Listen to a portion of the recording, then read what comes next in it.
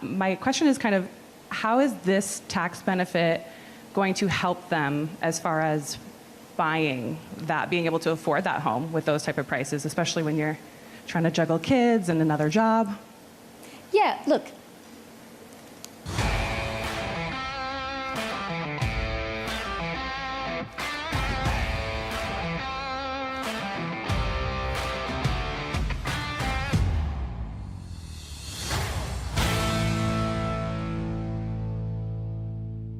Welcome back to Northern Perspective, everyone. I'm Cypher. And I'm Fox. Chrystia Freeland was in Brant, Ontario today to do a photo op for one of her new budget measures. She probably expected a lot of cheers and smiles from those that attended. Well, it didn't exactly go as planned. Like, at all. Let's take a look.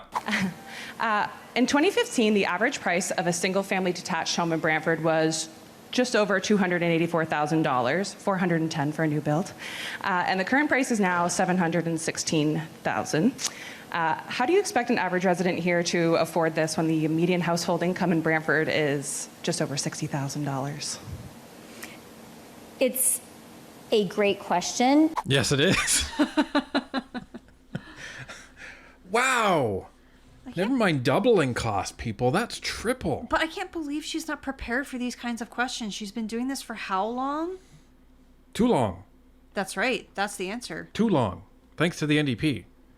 But this is the question, folks. This is the problem.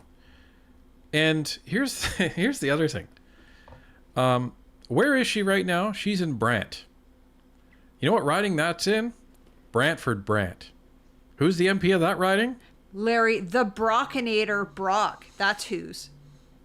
So you're coming into an interesting environment here, lady.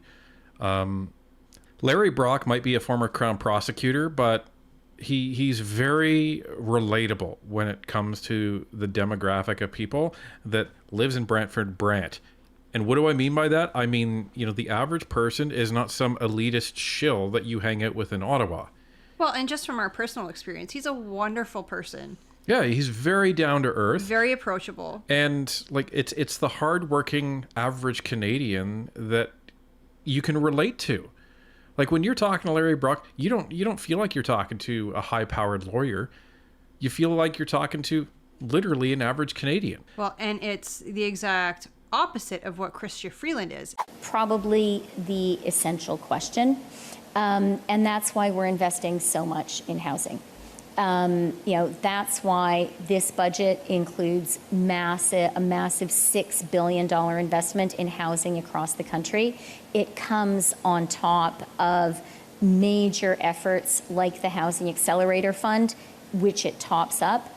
It comes on top of a really important announcement we made last fall, where we lifted the GST on the construction of purpose-built rental.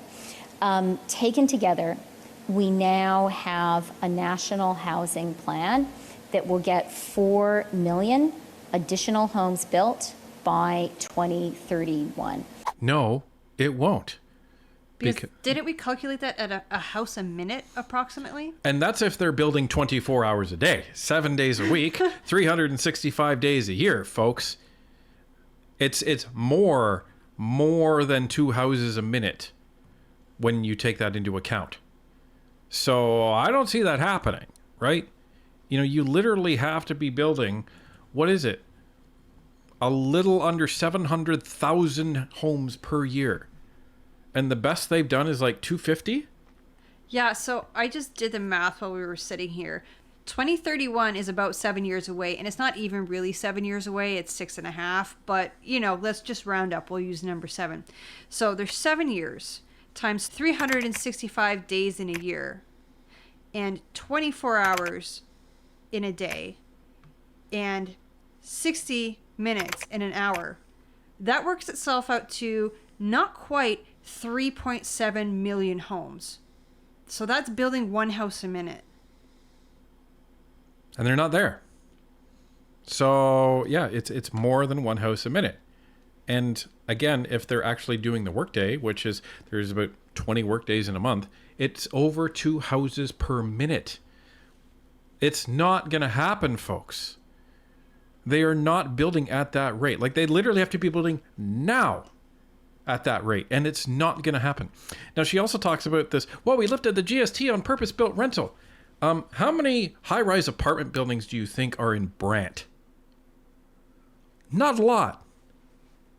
And that's not to, talk disparagingly of Brant. It's just, that's not the density that they're looking at in Brant. But that's the density the Liberals want. Well, and that's the density that Freeland, sees when she walks out of her home in Toronto. Well, and the other thing, Freeland's assuming that young families want apartments, rental units. Young families want to buy a home. They want their own property. Especially, again, know your audience, in Brant, right? In Brant. Well, parts of Brant are quite rural. Right. So, like, what? You think, Molly and Jim, who are hoping to have a family, who right now can't afford a home, and they're living in one of their parents' basements, you think Molly and Jim in Brant want to go and live in a high-rise condo or a high-rise rental that doesn't exist in Brant? Like, what is wrong with you, lady? This is just how out of touch she absolutely is. And by all means, keep putting her in front of the microphone, because she's terrible. We need to build more homes. The key to Canada's challenge, to Ontario's challenge, to Brantford's challenge is supply, supply, supply. We have to build more homes. We have to build them faster. We have to do that by cutting red tape. We have to do that by having an attitude towards zoning that is, let's get things built. We have to do it with investments in infrastructure, which the government has put in place to support communities and provinces in getting those homes built. And what I will also say, specifically, addressed to young people, is we've put some specific measures in place to help young Canadians achieve that dream of home ownership. So I just want to say, I've been paying attention to the volunteer firefighters behind Chrystia Freeland, and there's a few of them that are just, they seem disgusted that they have to stand behind this woman talking this dribble. Yeah, like, it's beyond uncomfortable. It's, they don't want to be here, and they look like they're suppressing some anger, to be honest, and I don't blame them. Right, because these are volunteer firefighters that literally, like, they volunteer to keep the rest of us safe. And they're getting screwed, just like everybody else. And to have to stand behind this lady talking about things that are just out of reach for this community, I would be completely furious about that as well. And you can tell there is so much frustration, especially the lady on the left. She is like the visual representation of an eye roll. Because I think for so many people, that's a foundation for a middle-class life. And it is really important that for young people, that middle-class life be within reach. So we launched last April the first home savings account, the FHSA. There are now more than 750,000 young Canadians that have opened a first home savings account. Wow. So there's over 700,000 Canadians that have opened an account. How much money do you think's in that account, Freeland? Well, Canadians can't really afford even the basics. Just, what was the stat that we had read? I think it was Canadians are outliving like their paychecks by 110% or something. Yeah, the average Canadian is spending 110% of their paycheck each week. So I'm going to assume the savings is zero. Like Pierre has told us before, you used to be able to pay off a house in 25 years. Like, your mortgage would be done in that time. And now it's taking 25 years just to save up enough money to have a down payment for a house. Yeah, and as we've said before, we were just doing some of our personal banking. We decided to ask our financial person, what do you see? What's the trend in terms of, people opening like lines of credit? And they said people are, on average, they're coming in There's more people coming in asking for lines of credit, and the reason is to pay bills. And the sad thing is the banks are declining that because that's a high-risk loan for the bank. Canadians are struggling, and it's the fault of the Liberal government. Things were not like this under Harper. Under this Liberal government, the middle class is being erased. That's a big deal. And that is young people saying, you know what, I do believe I'm going to get that first house, and I'm putting money down every month to buy it. We also put in place in the budget a new measure for first-time home buyers buying newly constructed properties, making it possible to have a 30-year amortization. And that is kind of that measure is a double win, because it's going to create more incentive to get those new homes built by creating more of a market for new builds. And it also will make that first home more affordable for young Canadians. With an amortization over 30 years, it means you're going to pay a little bit less every month. And then a final measure that I would highlight. Before we get to that final measure, who in the heck is thinking this stuff up? Liberals. So you're saying, well, you know, we're gonna let young Canadians, you know, the first-time home buyers, we're gonna give them the opportunity to have a 30-year mortgage on a new build only. Okay, so new builds are more expensive, number one. Number two, they're usually asking for a 10% down payment before there's a hole in the ground. Okay? Plus, So- you have to buy the Terrian warranty, which I think is based off the price of the house or, Yes. or apartment or what have you. And you're paying the HST. That's on Yeah, there. that's the other thing. If you buy a new build, you have to pay HST. And I don't even know if they do this anymore, to be quite honest, but if you sign some paperwork that says this is your primary dwelling and they can prove it's your primary dwelling, then you don't have to pay the HST. And I don't know if they still do that. Like, I don't know if they give you that rebate or not. I imagine they do, because I if hope they so. didn't, then I can't even say. But anyhow, so like if you're buying a new build, you're at least you're having to put these days between $50,000 and $80,000 down. You really think that these first-time homebuyers have $50,000 to $80,000 just sitting there? Yeah, I know a young lady I went to school with, her and her husband tried to put a down payment on a condo, and they put 80 down, and then the builder came back and asked for 40 more, and they couldn't. They had to walk away. So, like, it would make more sense. And oh, sorry. The other thing that she said, to create more of a market for new builds. Freeland, what more of a market are you trying to create? This literally sounds like what it probably was. Chrystia Freeland and a couple of her buddies that see nothing but high-price hotels, high-price cars, and high-price meals, getting in a room saying, "What do the plebs need? This is probably what the plebs need. Let's do this. This is a good idea." And when you present this, it's like, what have you been smoking? For young Canadians looking to buy that first home, is we've said if you're renting now and you're paying your rent on time, the rent you pay can count towards your credit rating, and that can help you qualify for that first mortgage. Excellent. Is this okay? And just as a follow-up, I know we've talked a lot today about how a lot of our volunteer firefighters are giving up a lot of their free time, you know, giving up some hobbies or spending time with family members so they can kind of go to where and when they are needed.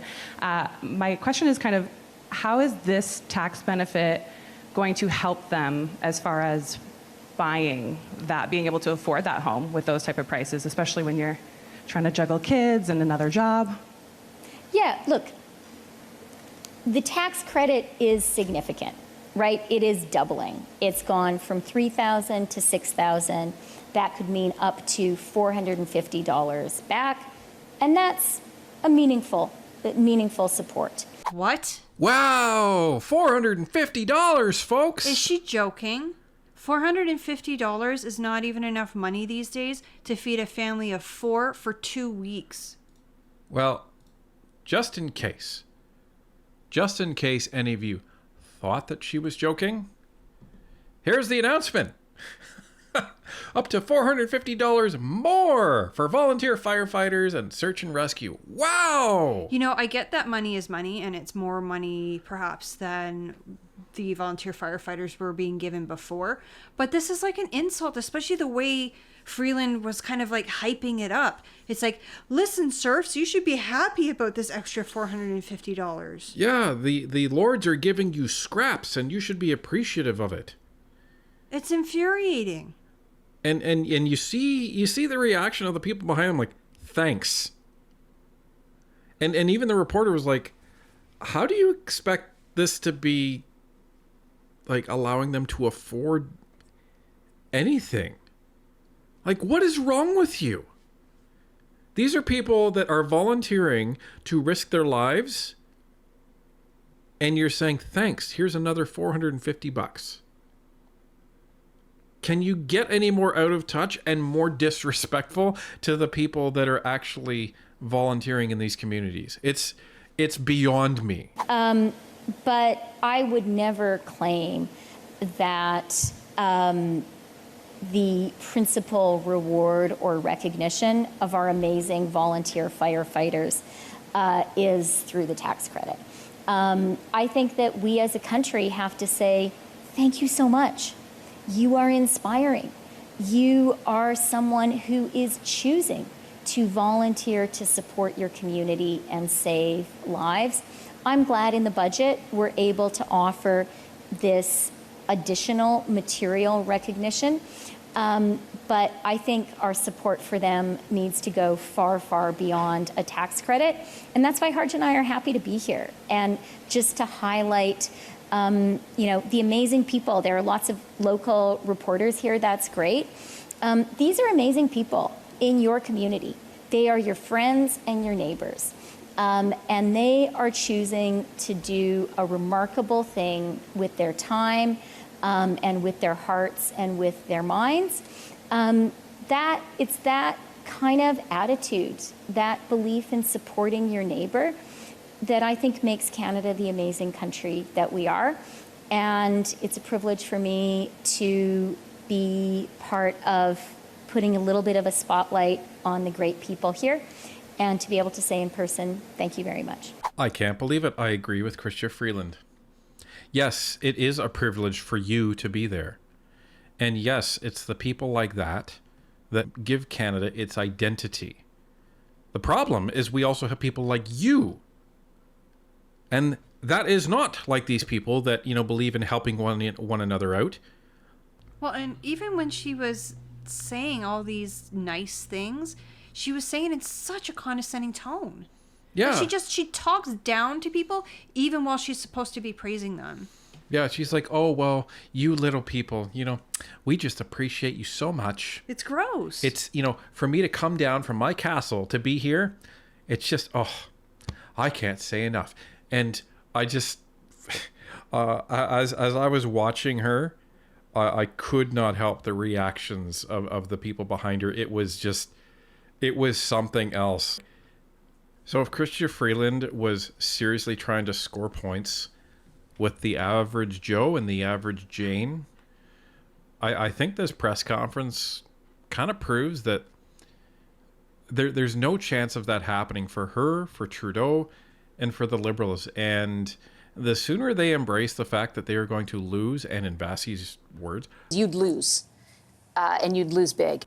I think the better off Canada is going to be, and the sooner that they can get into their withdrawal therapy, because they seriously need to get over this delusion that they're the ones that are going to save Canada after they're the ones that broke it.